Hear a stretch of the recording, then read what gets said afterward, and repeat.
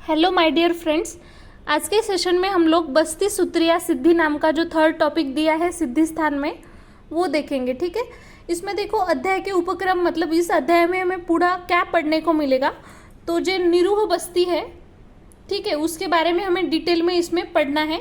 तो देखो सबसे पहले यहाँ पे बोला है अग्निवेश जो है वो 10 क्वेश्चन पूछता है और उसके आंसर्स देना, मतलब जो आचार्य है उसने आंसर्स दिया है। तो ये पूरे टॉपिक में कवर किया गया है। ठीक है, तो देखो बस्ती सफल होने के लिए मतलब पेशेंट में हमें क्या क्या देखना चाहिए। अगर किसी में बस्ती दे रहे और हमें उसमें सक्सेस पाना है तो वो पेशेंट का क्या क्या देखना पड़ता है। तो देखो जो भी उसमें दोष रहेंगे, औषध, देश, काल, सात्म्य, अग्नि, सत्व, ओक। ओक मतलब उसमें हम लोग अभ्यास या फिर उसको कौन सी आदत है और उससे क्या चेंजेस कर सकते हैं।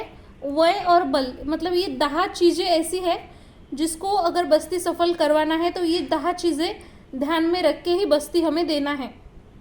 ठीक है, तो देखो इसमें सबसे पहले जो पार्ट यहाँ पे बताया है बस्ती नेत्र द्रव्य, मतलब वो जो द्रव्य रहेगा वो कैसा होना चाहिए। ठीक है, तो बस्ती नेत्र जो द्रव्य है उसमें देखो सबसे पहले यहाँ पे बोला गया है द्रव्य किसको बोलेंगे। बस्ती नेत्र द्रव्य मतलब जो दूध में जो भी औषधि हम लोग देते हैं, बस्ती द्रव्य जिस नली से हम लोग देते हैं उसी को बस्ती नेत्र ऐसे बोला गया है।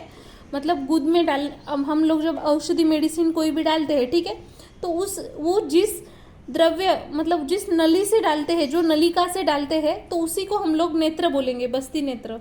तो वो कैसा रहना चाहिए, तो बहुत सारी चीज़ें बताई, जैसे कि वो सोने का बना होना चाहिए या फिर चांदी का या फिर पीतल या फिर तांबे, कांसे, हार्ड, लोखंड, लाकूड, वेळू, दांत, नल, म्हशी, मतलब ये जो म्हशी वगैरह बताए ना इनके शिंग का होना चाहिए या फिर मणि का होना चाहिए ऐसे बोला है। और इसमें सबसे इम्पोर्टेंट बात याद रखनी है, इसमें 3 कर्णिका होनी चाहिए। लास्ट में मैं बताऊंगी वो कर्णिका कहाँ कहाँ होती है। ठीक है, आपको फिलहाल इतना ही याद रखना है कि उसमें जो 3 है कर्णिका होनी चाहिए। ठीक है, तो देखो इसकी लांबी और रुंदी के बारे में यहाँ पे बताया है, जैसे एज के अनुसार यहाँ पे बताया है।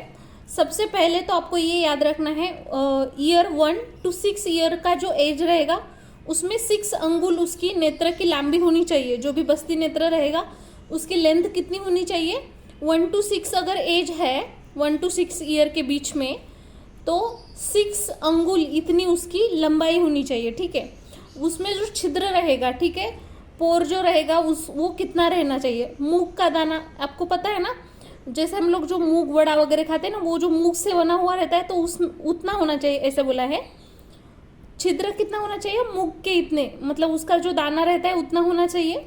और उसमें विशेष क्या बोला है, अभी पहले ये बात समझो आप लोग सभी लोग, ठीक है, उसके बाद मैं आपको ये चार्ट बताती हूँ। देखो फ्रेंड्स, इसमें ऐसे बोला है नेत्र मूल का जो भी भाग रहेगा, मूल का मतलब वो नीचे वाला जो बेस पार्ट रहेगा नेत्र मूल का, तो वो रुग्ण के मतलब आंगटा, ये जो आंगटा रहेगा इतना वो होना चाहिए।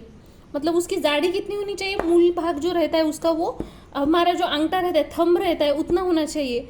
और जो अग्र भाग रहता है मतलब टिप जो भाग रहता है ना, वो इतना होना चाहिए। जो करंगली है उतना होना चाहिए ऐसे बोला है, उतनी जाड़ी का होना चाहिए। तो ये आपको चीज़ याद रखनी है। और जो नेत्र रहेगा वो मतलब एकदम स्ट्रेट होना चाहिए। और गाय जैसे हमारे काऊ रहती है ना, उसकी जो शेप्टी रहती है ना वैसा निमुड़ता होना चाहिए और गुड़गुड़ित होना चाहिए। तो ये 2 चीज़ें आपको याद रखनी है। ठीक है, जो भी पेशेंट ले उसके अकॉर्डिंग ये बोला गया है, मतलब एक ही स्पेसिफिक नहीं है इसमें। जिस पेशेंट को दे रहे हैं ना उसके ही थंब के अकॉर्डिंग और उसके ही जो भी हम लोग बोलते हैं लिटिल फिंगर, उसके अकॉर्डिंग ही उसका जो भी थिकनेस वगैरह होना चाहिए। तो ये आपको याद रखना है। देखो अभी ये जो चार्ट है, देखो फ्रेंड्स यहाँ पे जो चार्ट है वो समझो। ठीक है, तो देखो यहाँ पे पहले तो 6 साल तक 6 अंगुल इतना बताया था। उसके बाद 7 साल है तो उसमें 6 1/3 अंगुल बताया है। 8 साल में 6 2/3 अंगुल, 9 में 7 बताया है, 10 में 7 1/3 अंगुल, 11 में क्या बताया है 7 2/3 अंगुल, फिर 12 में 8 बताया है। 12 ईयर से आगे देखो, 12 ईयर में 8, 13 में 8 मतलब 8.5, 14 में 9, 15 में 9.5, 16 में 10, 17 में 10.5, 18 में 11, उसके बाद 19 में 11.5।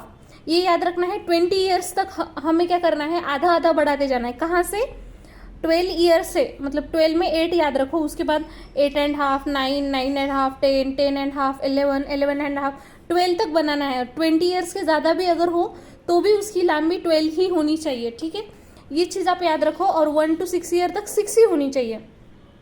उसके बाद 6 1/3, 6 2/3, फिर 7 7 1/3, 7 2/3, 8 तक मतलब ये ऐसे सीक्वेंस रहेगा। और उसके बाद 8 से आगे जितना भी सीक्वेंस रहेगा उसमें हाफ हाफ बढ़ाना है। और 20 ईयर्स तक हमें 12 बनाना है। और 20 ईयर्स के बाद 12 से आगे 12 ही रहेगा उसका कांस्टेंट। और यहाँ पे जो भी रहेगा यहाँ तक उसका जो भी पोर रहेगा मुग्ध एवढा रहेगा। लेकिन जैसे ही 12 ईयर्स हो जाएगा तो वो वाटाने के जैसे हो जाएगा, मतलब वो पता है ना आपको वाटाना, उसके साइज का होना चाहिए। नेक्स्ट जो है फ्रेंड बस्ती पुटक, ये सभी को पता होगा। जिसमें भी हम लोग बस्ती द्रव्य जिसमें डालते हैं ना उसी को बोलते हैं बस्ती पुटक, ठीक है। इसका मुख कैसे होना चाहिए? बस्ती नेत्र जो रहता है उसका मुख होना चाहिए गोली समान, जो गोली के जैसे आकार का रहना चाहिए। बस्ती नेत्र जो रहता है उसके मतलब आगे वाला जो रहेगा, चौथा जो पार्ट रहेगा उसमें एक कर्णिका होनी चाहिए। और जो नेत्र का मूल रहता है, बेस जो रहता है, ठीक है, उसमें बस्ती को हमें बांधने के लिए अच्छे से वहां पे 2 कर्णिका, मैंने बताया था ना टोटल 3 कर्णिका होनी चाहिए। एक कहाँ पे होना चाहिए? आगे वाला जो 4th नंबर का पार्ट रहेगा उसमें एक कर्णिका होनी चाहिए। लेकिन वो जो नेत्र मूल का जो बेस रहेगा जहाँ पे हमें बस्ती बांधनी है वहां पे 2 कर्णिका होनी चाहिए। अभी देखो फ्रेंड, अगर हम लोग कोई भी बस्ती ले रहे हैं, ठीक है, तो वो कैसी होनी चाहिए? एक तो मजबूत होनी चाहिए, एकदम पातळ होनी चाहिए, स्लिम होनी चाहिए, ठीक है, सिरा रहित, उसमें कोई भी सिरा नहीं रहनी चाहिए, ग्रंथि रहित रहनी चाहिए। कौन से रंग से भरी हुई रहनी चाहिए? कषाय रंग से, ठीक है, कषाय रंग से भरी हुई होनी चाहिए। हम एकदम सॉफ्ट रहनी चाहिए, मतलब वो अच्छी तरह से, मतलब उसको फ्रेश किया हुआ, जैसे अच्छे से धोया है, शुद्ध किया है, ऐसे होनी चाहिए। और ये यहाँ पे एक चीज़ बताई है कि वय के अनुसार जो भी योग्य लगती है वैसी बस्ती हमें यहाँ पे प्रयोग करनी है। अभी यहाँ पे ऐसा भी बोला है जो भी बस्ती यंत्र रहेगा वो जो भी मतलब ज़्यादा एज्ड जो भी बैल वगैरह रहता है या फिर भैंस, हरण, इनका बस्ती ले सकते हैं हम लोग। अभी ये सारा होने के बाद जो भी बस्ती हम लोग देंगे तो उसमें पहले क्या करना है, उसमें वो द्रव्य फिल करना है जो भी हमें उसमें देना है, ठीक है, बस्ती देने के लिए। और उसके बाद लास्ट में क्या अटैच करेंगे, उसको हम लोग जो भी बस्ती नेत्र रहेगा जिसको हम लोग नली बोलेंगे, ठीक है, वो अच्छे से दोनों को बांध लेना है, नेत्र और बस्ती को। डोरी जो रहेगी उससे हम लोगों को अच्छे से बांध देना है। उसके बाद अभी ये सारा बेसिक हो गया है। उसके बाद अभी हम लोग आते हैं बस्ती के पर्याय के ऊपर। तो देखो यहाँ पे हम लोग मतलब अगर हमें नॉर्मल बस्ती अभी कोई मिल नहीं रही तो हम कौन से अदर पर्याय हमें हैं कि हम लोग दूसरे बस्ती यूज़ कर सकते हैं। जैसे प्लक्ष बताया है, जलचर पक्षी का यूज़ कर सकते हैं। बोकड जो रहता है प्राण्यांच्या मांडीचे व पायाचे, ये भी याद करो। जो हमारी थाई रहती है और जो पैर रहते हैं वहाँ पे जो भी ऊपर क्या बोलते हैं उसको, टिश्यू मतलब जो भी ऊपर कवरिंग रहती है ना बॉडी की, जैसे सबसे बाहर आउटर स्किन के जैसे जो पार्ट रहेगा वो हम लोग इसमें यूज़ कर सकते हैं। और ये अगर ये नहीं मिल रहा है फ्रेंड्स हमें, तो हम सिंपल क्या कर सकते हैं, कोई भी ऐसा एक कापड़ ले सकते हैं जो थोड़ा सा थिकनेस में ज़्यादा होना चाहिए। हम लोग अगर अंदर द्रव्य ले तो वो बाहर नहीं गिरना चाहिए, ऐसा कोई भी ले सकते हैं। उसको अच्छे से बांध लेना है सारे साइड से और वैसे बस्ती तैयार करना है। अभी निरूह बस्ती हमें किस टाइप से हम लोग कर सकते हैं, ठीक है। तो सबसे पहले तो वो जो पेशेंट जिसमें देना है उसमें हमें दोष वगैरह सारा कुछ चेक कर लेना है, दोषादि का विचार करके शुक्ल पक्ष में देना है। और एक दिन जिसमें दे रहे हैं वो पवित्र दिन होना चाहिए, उत्तम नक्षत्र में होना चाहिए, उत्तम मुहूर्त, उत्तम योग, उसका आहार जो भी उसने खाया हुआ है वो अच्छे से डाइजेशन हुआ होना चाहिए। वो जो पर्सन रहेगा वो स्थिर होना चाहिए, एकाग्र चित्त होना चाहिए, तभी हम लोग उसको निरोह बस्ती देते हैं। तो हम लोग बस्ती कैसे प्रिपेयर करते हैं? अभी निरोह बस्ती जो है इसका नाम है बलादी निरोह बस्ती, ठीक है। तो हम लोग ये जो बस्ती है कैसे देंगे, तो सबसे पहले इसमें क्या क्या लेंगे, बला है, गुड़वेल है, बी विरहित, मतलब जो त्रिफला रहेगा उसमें कोई भी बीज नहीं रहना चाहिए, बीज निकाल देंगे।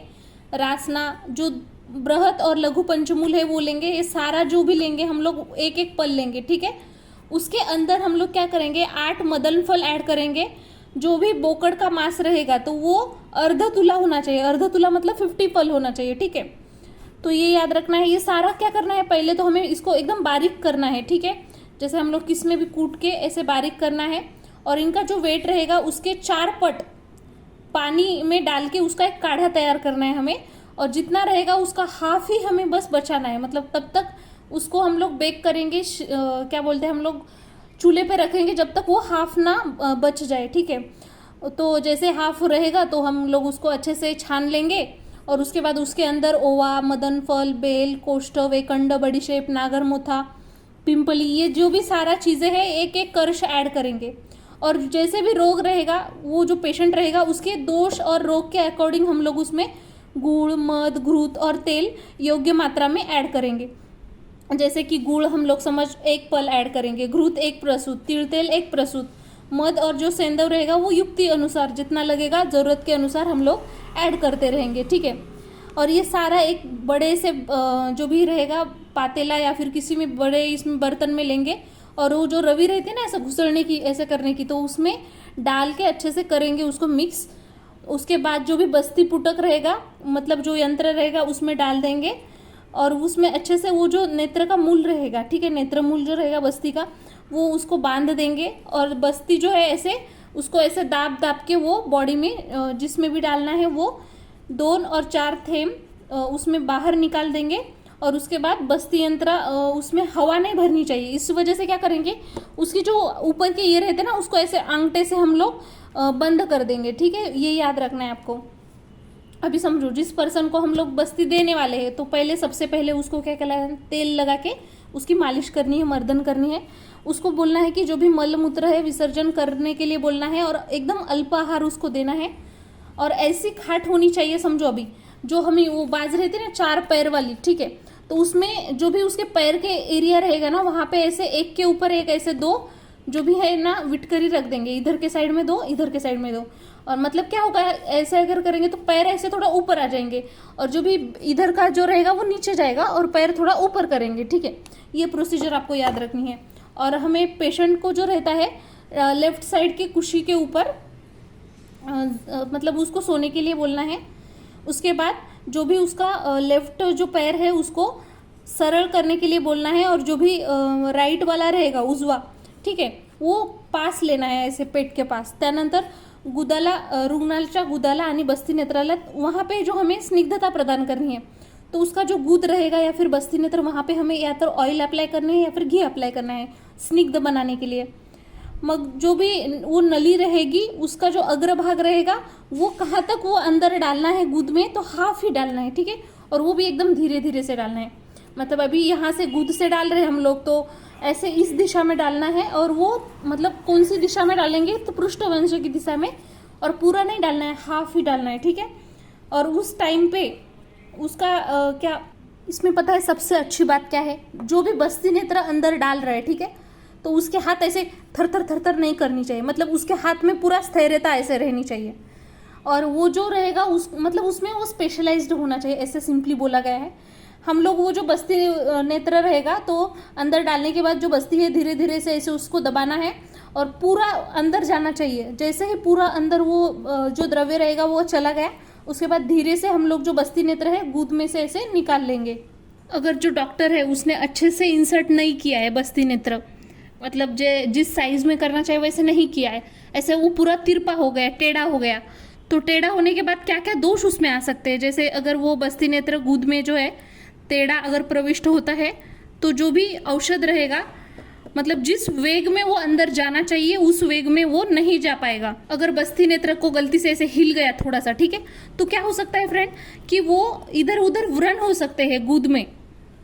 उसके बाद जो नेक्स्ट दिया है, जो बस्ती यंत्र जो रहेगा, जो भी बस्ती द्रव्य रहेगा उसको हमने क्या किया, बहुत ही धीरे से ऐसे अंदर ये किया है, ठीक है। तो उसकी वजह से क्या हो सकता है फ्रेंड कि वो जो रहेगा उसमें जाएगा ही नहीं, जो मल आशय रहेगा मलाशय में वो जाएगा ही नहीं। अगर हमने बहुत ही जोर से ऐसे प्रेस कर दिया, बहुत ऐसे जोर से, तो एकदम वो गुद में चला जाएगा, और पता है क्या, कंठ भाग जो रहेगा वहां तक जाएगा, और वमन के द्वारा वो बाहर निकल जाता है। समझो बस्ती द्रव्य बहुत ही शीत है, ठंडा है, तो वो जो है ना अपना कोई भी कार्य नहीं कर सकता है, ठीक है, और वैसे ही बाहर भी नहीं आ सकता, ठीक है।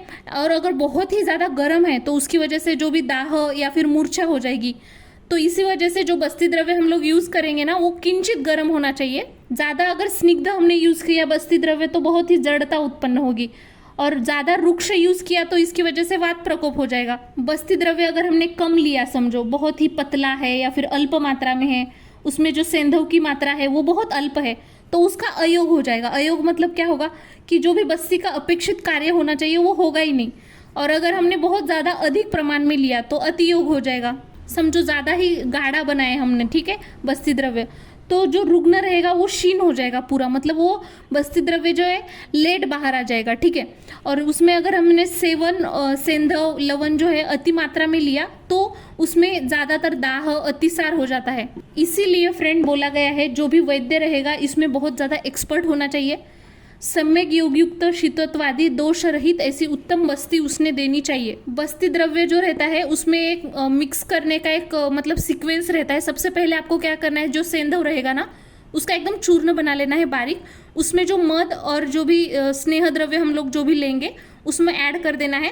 और उसको पूरा ऐसे मिक्स करने के लिए जो वो रवि रहती है ना जिससे हम लोग अच्छे से उसको मिक्स कर पाए, उसको एकजीव बनाना है। जो भी बस्ती यंत्र रहेगा उसमें हमें डाल के फिर उसका प्रयोग करना है। फ्रेंड्स, आप लोगों ने क्या कभी सोचा है, हम लोग हमेशा जो भी पेशेंट रहेगा जिसको भी हम लोग बस्ती देते हैं तो उसको हम लोग लेफ्ट साइड में ही क्यों मतलब सोने के लिए बोलते हैं, लेफ्ट साइड के मतलब इसमें क्यों सोने के लिए बोलते हैं? सबसे इम्पॉर्टेंट इसका ये रीज़न है, उसमें जो अग्नि रहेगी, गृहिणी रहेगी और जो गुद रहेगा वो पूरे लेफ्ट साइड में रहते हैं। इसी वजह से हम लोग जो पेशेंट रहेगा लेफ्ट साइड की जो कुशी है उसके ऊपर सोने के लिए बोलते हैं, क्योंकि जो भी बस्ती द्रव्य हम लोग ऐसे डालते हैं ना फ्रेंड्स, तो वो इजीली अंदर चला जाता है विदाउट एनी ऑब्स्ट्रक्शन, ठीक है। और एक इम्पॉर्टेंट चीज़ आपको याद रखनी है कि अपान वायु और जो मल वेग रहेगा, समझो उसका वेग आ रहा है तो उस टाइम क्या करना है, यूं ही समझो हम लोग बस्ती दे रहे हैं, ऐसे अंदर प्रविष्ट हो चुकी है, ठीक है, थोड़ा सा जो भी द्रव्य है वो अंदर चला भी जा चुका है लेकिन और कुछ बचा है, लेकिन उसी टाइम अगर अपान वायु या फिर मलवेग मूत्रवेग वो अगर आता है बाहर, ठीक है, तो उस टाइम क्या करना है, हमें वो रोक देना है। ये चीज़ आप लोग को समझ लो। जो भी वेग आया है पहले उसको विसर्जित करना है और उसके बाद जो रिमेनिंग बचा हुआ जो द्रव्य रहेगा उसको हमें गुद से अंदर डाल लेना है। वो डालने के बाद जो भी पेशेंट रहेगा उसको ऐसे उतारना, सोने के लिए बोलना है। और उसके बाद जो भी मतलब उसके पूरे बॉडी में वो फैल जाएगा जो भी द्रव्य हमने डाला है, और उसकी जो भी मतलब रिजल्ट होना चाहिए वो हमें दिखेगा। वातादि भेद से हमें यहाँ पे बस्ती की संख्या बताइए। देखो फ्रेंड, अगर हमने एक बार बस्ती दी तो वात को वो निकाल फेंकेगा बाहर, मतलब जो भी वात निर्हरण करेगा। अगर 2 बार हम लोग बस्ती देते हैं तो पित्त को निर्हरण करेगा, और अगर 3 बार अगर हम लोग बस्ती देते हैं तो कफ को वो अपनी पोजीशन से बाहर निकाल देगा। अभी समझो निरोह बस्ती हो गई, ठीक है, तो हमें उसके बाद पश्चात कर्म क्या करना चाहिए निरोह बस्ती देने के बाद?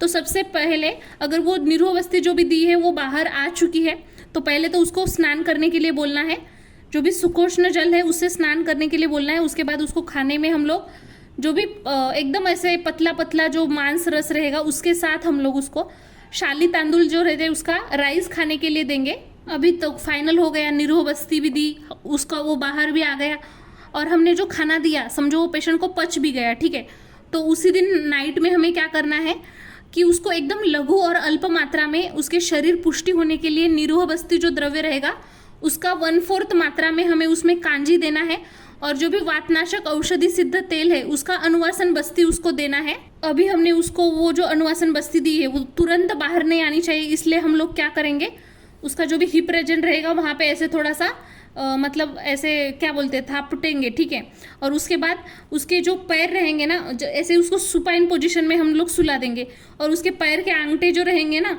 तो वो धीरे धीरे से ऐसे खींचेंगे, ठीक है, और उसको जैसे वो ऐसे सोता है तो उसके जो मतलब पैर के जो भी तलवे क्या बोलते हैं हम लोग उसको ऐसे धीरे धीरे से क्या बोलते हैं मालिश करते हैं ना हम लोग ऐसे पैरों की, तो वैसे उसके तड़ जो पैर रहेगा उसको मालिश करेंगे, और उसके जो भी हील्स रहेंगे उसके जो फिंगर्स वगैरह रहेंगे पाँव के उसको धीरे धीरे से ऐसे मालिश करेंगे और इसी वजह से, और उसके बाद उसको अच्छे से पिलो देंगे सोने के लिए और अच्छे से उसको नींद लेने के लिए बोलेंगे।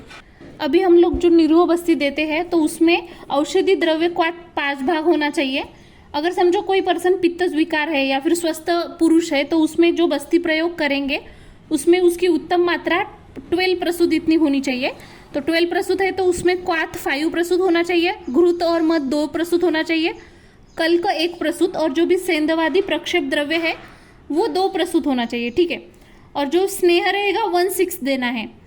मतलब इसका मतलब क्या है, पूरा 2 प्रसूत हो जाएगा, ठीक है। वातज विकार में क्या करेंगे फ्रेंड, पूरा उत्तम जो मात्रा रहेगी 12 प्रसूत रहेगी, उसमें 5 प्रसूत क्वाथ देंगे, मध जो रहेगा 1.5 प्रसूत रहेगा, कल्क जो है 1 प्रसूत रहेगा, सेंधवादी जो प्रक्षेप द्रव्य है वो 1.5 प्रसूत रहेगा, और जो स्नेह 1/4 भाग मतलब 3 प्रसूत रहेगा, ठीक है। और जो कफज विकार रहेगा उसमें अगर बस्ती देना है तो उसमें उत्तम मात्रा जो रहेगी 12 प्रसूत रहेगी, तो उसमें हमें क्या करना है कि क्वाथ जो रहेगा 5 प्रसूत रहेगा, मध जो रहेगा 3 प्रसूत रहेगा, कल्क 1 प्रसूत और सेंधव 1.5 प्रसूत रहेगा, और जो भी स्नेह यूज कर रहे हैं हम लोग 1/8 मतलब 1.5 प्रसूत रहेगा, ठीक है। यहाँ पे देख सकते हैं फ्रेंड एक चार्ट दिया है निरूह बस्ती का, वयानुसार बस्ती मात्रा बोधक कोष्टक। तो इसमें देखो यहाँ पे एज दिया है और निरूह मात्रा और वो कितना पल में होना चाहिए। तो देखो अगर किसका एज 1 ईयर है, ठीक है, और निरूह मात्रा जो है 5.5 प्रसूत है तो 1 पल उसके लिए देना चाहिए। उसके बाद अगर किसी का एज 2 है तो 1 प्रसूत, तो उसके लिए 2 पल देना चाहिए। मतलब देखो यहाँ पे सभी लोग आप लोग देख सकते हो, यहाँ पे जो भी निरूह मात्रा रहेगी वो मतलब सॉरी यहाँ पे गलती से आ गया, मैंने भी गलती से बोल दिया। देखो यहाँ पे हाफ रहेगा, उसके बाद 1 रहेगा, उसके बाद 1.5, 2, 2.5, 3, 3.5, 4, 4.5, 5, ऐसे मतलब ये प्रसूत की मात्रा है, ठीक है। मतलब हर इसमें 1.5 आपको बढ़ा देना है, मतलब हाफ हाफ हाफ हाफ 1.5 बोल रही हूँ गलती से, हाफ हाफ हाफ बढ़ा देना है आप लोगों को। कहाँ तक बढ़ा देना है देखो फ्रेंड्स, हाफ से स्टार्ट करेंगे हम लोग पहले, उसके बाद 1 आएगा, फिर 1.5, फिर 2, 2.5, 3, 3.5, 4, 4.5, 5, 5.5 है, 6 के बाद जो भी रहेगा फ्रेंड 12 तक वो पूरा ही लेंगे, मतलब 6, 7, 8, 9, 10, 11, 12। उसके बाद 70 जो रहेगा तब तक 12 ही रहेगा, लेकिन जैसे 70 के ऊपर चला जाता है तो 10 प्रसूत, ये आपको सीक्वेंस याद रखना है, ठीक है। देखो स्टार्टिंग में हमने हाफ से स्टार्ट किया, यहाँ पर थोड़ा प्रिंट मिस्टेक हो गया है, ठीक है। तो देखो हाफ से स्टार्ट करेंगे, कहाँ तक स्टार्ट करेंगे 6 तक ऐसे सीक्वेंस रहेगा, लेकिन जैसे ही 6 हो जाएगा उसके बाद 6 से आगे 12 तक आपको याद रखना है, ठीक है। मतलब 18 ईयर्स तक 12 रहेगा, उसके बाद 70 ईयर तक भी 12 ही रहेगा, उसके बाद 10 हो जाएगा, ये आपको याद रखना है। और यहाँ पे जो भी ईयर्स रहेंगे 1 to 10, उसके बाद 11 to यहाँ पे 18 ईयर्स, 18 ईयर के बाद डायरेक्ट 70 अप टू 70 और 70 के अबो, ये सीक्वेंस आपको बस याद रखना है। बस्ती जहाँ पर देते हैं वो जो आसन रहेगा वो ज़्यादा हाइट पे भी होना नहीं चाहिए और ज़्यादा नीचे भी नहीं होना चाहिए, ठीक है। और वहाँ पर वो जो आसन रहेगा उसके ऊपर चढ़ने के लिए हमें जैसे पायरिया वगैरह रहते हैं तो एक पायतड़ रहना चाहिए वहाँ पे। वो जो आसन रहेगा बहुत ही ज़्यादा मुलायम होना चाहिए, मतलब ज़्यादा ऐसे लेंथ और ऐसे बड़ा होना चाहिए थोड़ा, और उसके ऊपर जो भी मतलब सारी जो चीज़ें लगेगी वो सारी अच्छे से होना चाहिए, और जो हेड रहेगा पेशेंट का वो पूर्व दिशा में रहेगा, ये चीज़ याद रखो। कुछ पत्ते हैं जैसे रोग के अवस्था के अनुसार पत्ते कुछ बताए हैं, जैसे कि अगर समझो कफज रोग है, ठीक है, तो उसमें कफज रोग में क्या करना है, यूष के साथ देना है पथ्य। भोजन रहेगा उसमें यूष रहेगा ही, ठीक है। पित्तज रोग अगर रहेगा उसमें दूध के साथ देना है। वातज अगर रोग है तो मांस जो रहेगा मांस रस उसके साथ भोजन देना है, ठीक है। अगर किसी में मतलब ये नॉर्मल सभी में ऐसा ही होता है वात पित्त कफ के अनुसार, अगर किसी में ऐसा स्पेशल अगर ऐसे बोला गया है कि यही पत्ते फॉलो करो तो उसमें वो फॉलो करना है। अभी सब लोग हम श्रेष्ठ वाले जो बस्ती रहेंगे वो देखेंगे। सबसे पहले देखो दशमूलादि निरूह बस्ती है, नाम में ही है दशमूलादि, मतलब इसमें क्या करेंगे 10 मूल क्वाथ लेंगे, उसके बाद अम्लकांजी बोड़क जो रहेगा उसका मांस रस लेंगे। आगे मतलब पिछली बार हमें जो भी बलादी जो भी बताए थे बस्ती उसमें जो भी द्रव्य था उस सभी का कल्क लेंगे। उसके बाद कल्क बनाने के बाद उसमें ओवा मदन फल बेल कोष्ठ वेखंड बड़ीशेप ये सारा उसमें ऐड करेंगे, और उसके बाद जो भी 3 स्नेह है तूप तेल वसा ये ऐड करेंगे और उसको अच्छे से ऐसे घुसड़ लेंगे, ठीक है। और उसके बाद क्या करेंगे, ये जो है एक सफल सबसे सफल वात रोगनाशक बस्ती है ऐसा बोला गया है। नेक्स्ट जो बस्ती है स्थिरादि निरूह बस्ती है फ्रेंड। ये जो बस्ती है स्पेशली हम लोग जिसमें मांस या फिर बल की वृद्धि करनी है, अग्नि प्रदीप्त करना है और नेत्र बल जिसको बढ़ाना है ना उसमें देते हैं। इसमें क्या करेंगे फ्रेंड, नाम में ये देखो स्थिरादि मतलब स्थिरादि वर्ग जितना भी आएगा वो पूरा लेंगे। उसके साथ बलामूल है, पटोल पत्र, त्रायमाण है, एरंड मूल जव, ये पूरा जो रहेगा 40 ग्राम पहले उसको पीस लेना है, ठीक है। उसके 8 पट उसमें पानी डाल के हमें 1/4 क्वाथ बनाना है। जितना अगर एक क्वाथ रहेगा तो उसमें हाफ हम लोग हाफ जो मतलब एक प्रस्त अगर क्वाथ है तो उसमें हाफ प्रस्त मांसरस घालेंगे, उसमें डालेंगे और उसको अच्छे से पकाएंगे। उसके बाद क्या करेंगे, एक प्रस्त उसको बाकी रखना है, ठीक है, और उसके अच्छे से छान लेंगे और उसके बाद उसमें प्रियंगू, पिंपली, नागरमोथा इसका कल्क डालेंगे और उसके अंदर फिर तेल, तूप, मध, सेंधव ये जो है अच्छे से मिला लेंगे और ये जो है बस्ती प्रयोग हम लोग करेंगे। नेक्स्ट जो बस्ती है फ्रेंड वो है एरंड मुलादी निरोह बस्ती। ये जो बस्ती है फ्रेंड ये स्पेशली अग्निदीपन करती है, जो भी लेखन कार्य रहता है वो करती है, ठीक है। अगर समझो किसी पेशेंट के जंघा, उरु या फिर जो पैर रहेंगे त्रिक संधि या फिर बैक में अगर बहुत ज़्यादा पेन हो रहा है तो उसके लिए हम लोग ये बस्ती दे सकते हैं, ठीक है। और किसी के बॉडी में समझो कफावरण या फिर वातजन्य का अवरोध हुआ है तो वो भी ये दूर करेगा। और मलमूत्र जो अपान वायु रहेगा उसका भी अवरोध दूर करता है। अगर शूल, आत्मान, अश्मरी, शर्करा, अनाह, अर्श, ग्रहणी रोग रहेगा उसमें भी हम लोग ये प्रयोग कर सकते हैं। पूरा रोग उसमें जो भी रहेगा वो शांत करेगा। ये कैसे बनाते हैं देखो, नाम में ही है एरंड मुलादी निरोह बस्ती, मतलब इसमें एरंड मूल लेंगे 3 पल, उसके बाद पलस लेंगे, सालवन लेंगे, पिठवन लेंगे, डोरली, रिंगणी, गोखरू, रासना, अश्वगंधा, अतिबला, गुड़वेल, पुनर्नवा, बाहवा, देवदार, ये पूरा एक एक पल लेंगे। उसके अंदर 8 जो भी मदन फल रहेगा उसको मतलब पहले छोटा बनाना है, बारीक बनाना है। उसके बाद 2 अड़क जल में उसको 1/8 मतलब एक प्रस्त इतना क्वाथ बनाना है और वो अच्छे से पहले छान लेना है। और उसके बाद उसमें बड़ी शेप है, हपुषा, प्रियंगू, पिंपली, ज्येष्ठमध, बलामूल, रसांजन, इंद्रजव, नागरमोथा, ये पूरा जो है एक एक कर्ष उसमें डालेंगे, ठीक है। वो जो कल्क बना के उस क्वाथ में मिक्स करेंगे। उसके बाद जो भी आगे है जैसे सेंधव है, मध है, तेल, गोमूत्र, उसमें जितना लगेगा ज़रूरत के हिसाब से योग्य मात्रा उसमें डालेंगे। तो ये सारी चीज़ें आपको याद रखनी है, ठीक है। नेक्स्ट देखो बस्तीमध्ये मांस रसाचा प्रयोग। अगर कोई बस्ती है उसमें हम लोग जो मांस रस का प्रयोग करते हैं इससे क्या हमें फायदा हो सकता है फ्रेंड, ठीक है। तो सबसे पहले देखो अगर हम लोग मांस रस ऐड करेंगे, नाम में है मांस रस, तो ये बल, वर्ण, जो भी मांस, वीर्य, जाठराग्नि ये सब कुछ बढ़ा देगा, वृद्धि कर देगा, ठीक है। और एक चीज़ है अंधत्व अगर किसी में है या फिर शिरशूल है वो नष्ट करने के लिए हम लोग ये मांस रस उसमें प्रयोग करते हैं।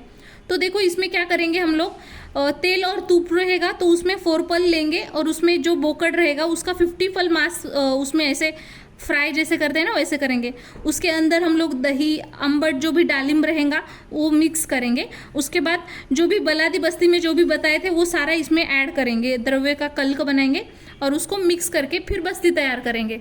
पलाश बस्ती जो है फ्रेंड्स वो जो रहेगा बलवर्धक रहेगा, वर्णवर्धक रहेगा। वैसे ही जो अनाह रहेगा, पार्श्वशूल रहेगा, योनि दोष, गुल्म और उदावर्त, इन रोगों के लिए हम स्पेशली यूज़ करते हैं। नाम में है देखो पलाश बस्ती, इसमें पलस जो रहेगा उसकी जो भी स्किन रहती है जिसको साल बोलते हैं, ठीक है, वो लेंगे 8 पल। वो पहले उसको बारीक करना है। उसके बाद उसमें 2 अड़क जल में डाल के उसका 1/4 क्वाथ रिमेनिंग बचाना है, ठीक है, क्वाथ बनाना है।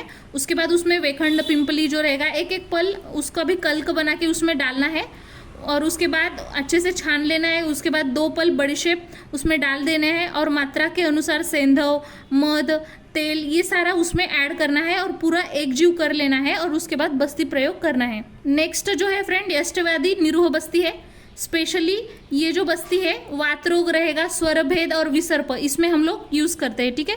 इसमें देखो क्या करते हैं, यष्टव्याधि मतलब इसमें ज्येष्ठमध हम लेंगे, ज्येष्ठमध का भी मूल लेंगे, ठीक है।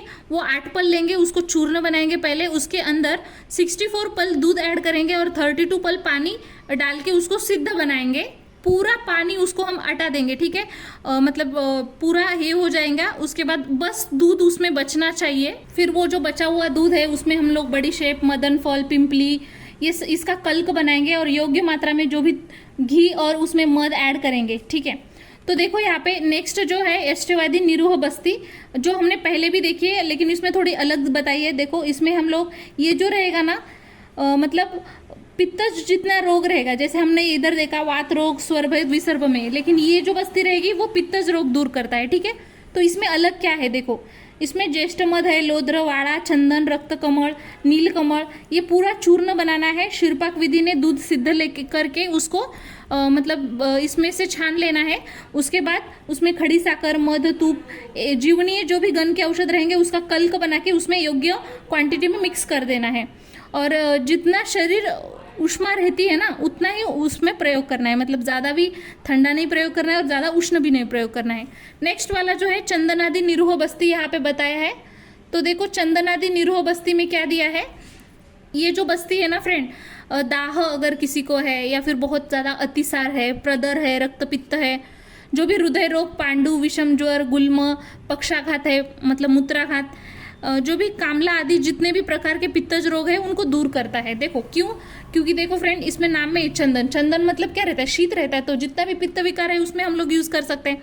तो इसमें क्या क्या ऐड करेंगे, देखो चंदन, पद्मकाष्ठ, रुद्धि, ज्येष्ठ मध, रासना, अड़ुलसा, अनंत मूल है, लोद्र है, मंजिष्ठा है, धमासा, बला, मूल, स्थिरादि वर्ग जितना भी है वो पूरा, तृण पंचमूल, ये करना, ये क्या करना है, प्रत्येक ही जो द्रव्य रहेगा दोन दो कर्ष लेके उसका एक चूर्ण बनाना है, भरड़ चूर्ण बनाना है। और ये जो चूर्ण रहेगा उसके 8 पट यहाँ पे जल बना लेना है और उसका क्वाथ 1/4 रिमेनिंग रखना है। वो जो क्वाथ है उसको अच्छे से छान लेना है, उसके बाद हाफ अड़क उसमें दूध सिद्ध कर देना है, ठीक है।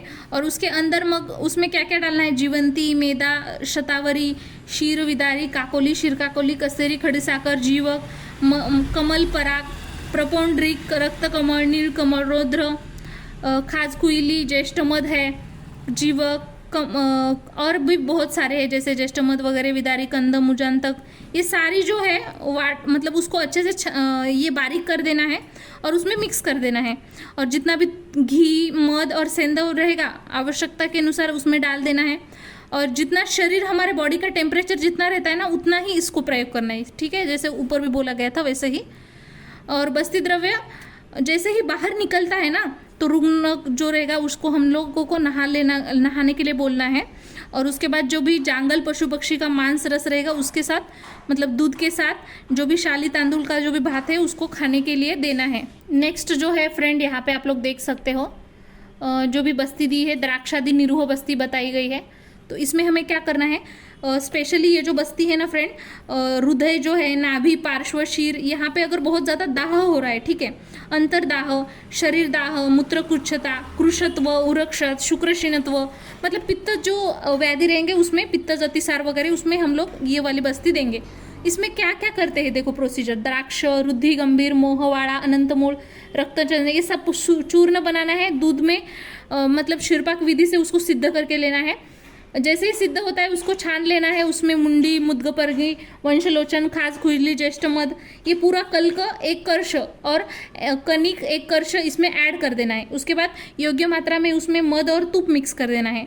ज्येष्ठ मध कल्क उसमें डाल के सिद्ध करने के बाद जो तेल रहेगा धीरे धीरे उसमें डालना है। और उसके बाद विदारी, कंद, स्वरस, क्वाथ, हरितकी, क्वाथ उसको इक्वल मतलब जितना क्वांटिटी में बोला है योग्य प्रमाण में उसमें डाल के उसका रस जो है गुड़ उसमें मतलब जो भी है वो डालेंगे, उसमें हम मिक्स करेंगे अच्छे से। नेक्स्ट जो बस्ती है फ्रेंड कोशात कैदी निरूह बस्ती, ठीक है। तो ये जो बस्ती है कफज रोग नाम में है, देखो कफज रोग में मंदाग्नि और अरुचि इसमें है प्रयोग करें हम लोग। जैसे कि इसमें पिवळ्या फुलाचा दोडका जो भी रहेगा, बाहवा, मगज, देवदार, गुंज, मुरवा, इंद्रजव, अर्कमुड़ा, पाठा, कुळथी, रिंगणी, ये जो द्रव्य रहेंगे 2 प्रसूत लेंगे, ठीक है, सम प्रमाण में। उसमें 8 पट पानी डाल के क्वाथ 1/4 रिमेनिंग, इस क्वाथ को पहले छान लेंगे। उसके अंदर फिर मोहरी, लहान वेलची, मदनफल, कोष्ठ, ये जो द्रव्य रहेंगे 1-1 कर्ष प्रमाण में उसका कल्क बना के उसमें डालेंगे। और उसके बाद मदनफल के विधिवत जो भी सिद्ध तेल है जैसे मध, जवखार, मोहरी का तेल 1-1 प्रसूत उसमें मिक्स करके हम लोग यूज़ करेंगे। नेक्स्ट जो है पटोलादि बस्ती है, जो पटोलादि बस्ती है ये भी बस्ती कफज रोग में हम लोग यूज़ करते हैं, जो मंदाग्नि रहेगा और अरुचि में यूज़ करते हैं, ठीक है। तो इसमें क्या करेंगे, पटोल पत्र लेंगे, हिरड़ा, देवदार, पिंपड़ी, ये जो पूरे द्रव्य है ना सम प्रमाण में लेंगे, ठीक है। और उसके 8 पट मतलब इसमें पानी डालेंगे और 1/4 रिमेनिंग रखेंगे, ठीक है। मग उसमें उसको छान के फिर मोहरी, लहान वेलची, मदनफल, कोष्ठ, ये सारी द्रव्य 1-1 कर्ष उसमें कल्क बना के डालेंगे। उसके बाद मदनफल विधिवत तेल सिद्ध लेके मतलब उसमें तेल, मध, जवखार, मोहरीचे तेल प्रत्येक ये पूरा 1-1 प्रसूत उसमें ऐड करेंगे। नेक्स्ट देखो द्विपंचमूलादि बस्ती यहाँ पे बताया है। ये जो बस्ती है द्विपंचमूलादि बस्ती, ये जो है कफज विकार जो रहेंगे, आमवात रहेगा या फिर आमदोष, अल्सक, ये व्याधि में यूजफुल है। वातज जो मूत्राघात रहेगा या फिर बस्ती प्रदेश में आटोप, ये पूरा मतलब ये बस्ती जो है दूर करती है। तो देखो इसमें द्विपंचमूल आदि में क्या क्या ऐड करेंगे, दोनों पंचमूल मतलब जो बृहद पंचमूल और लघु पंचमूल दोनों ही पंचमूल लेंगे इसमें हम लोग।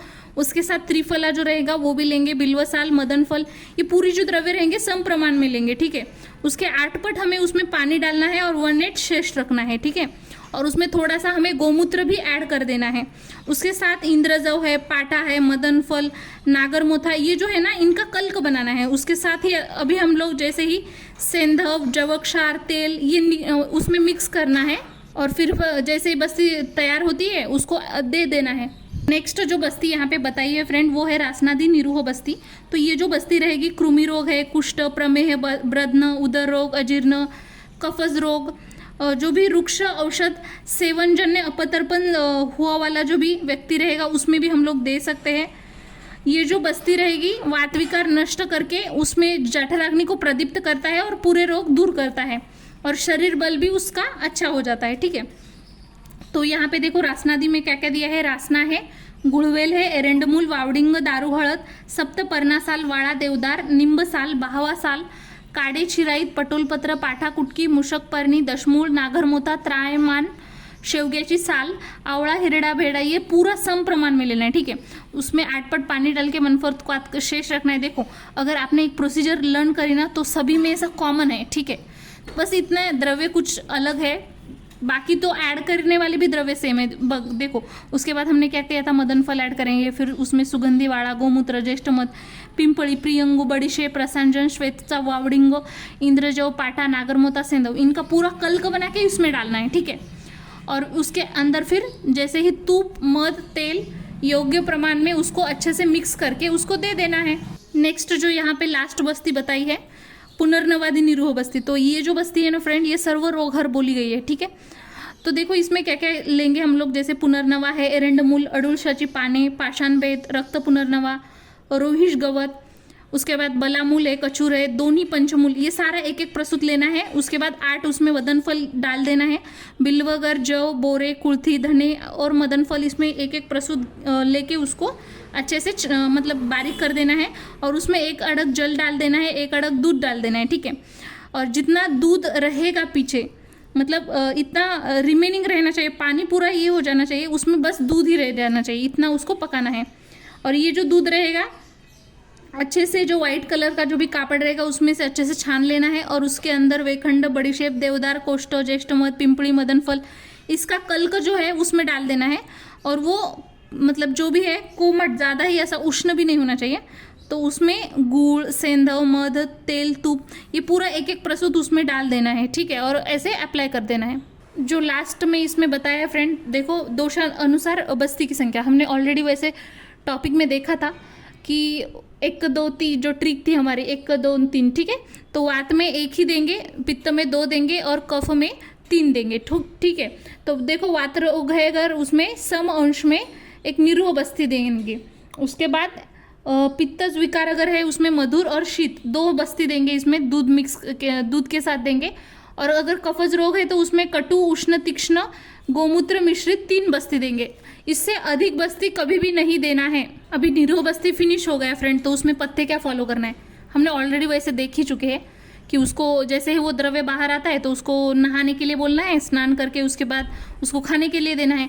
अगर वातज रोगी है तो उसके साथ मतलब खाने के साथ मांस रस देना है, ठीक है। पित्तज अगर है तो दूध के साथ देना है और कफज अगर है तो युष के साथ भोजन देना है, ठीक है। अभी समझो किसी का निरूह तो खत्म हो गया लेकिन अनुवासन अगर देना है तो कैसे देंगे, तो ये चीज़ याद रखनी है कि जो वातज अगर रोग है तो उसमें बिल्व तेल ऐड करके देना है। पित्तज रोग में जीवनीय गण और औषधि सिद्ध स्नेह देना है। और कफज रोग है तो उसमें मदन फल सिद्ध तेल बस्ती में देना है। और ये जो भी बस्ती देगा तो वो जो वैद्य होना चाहिए, एक्सपर्ट होना चाहिए, तभी उसको सफलता मिलेगी।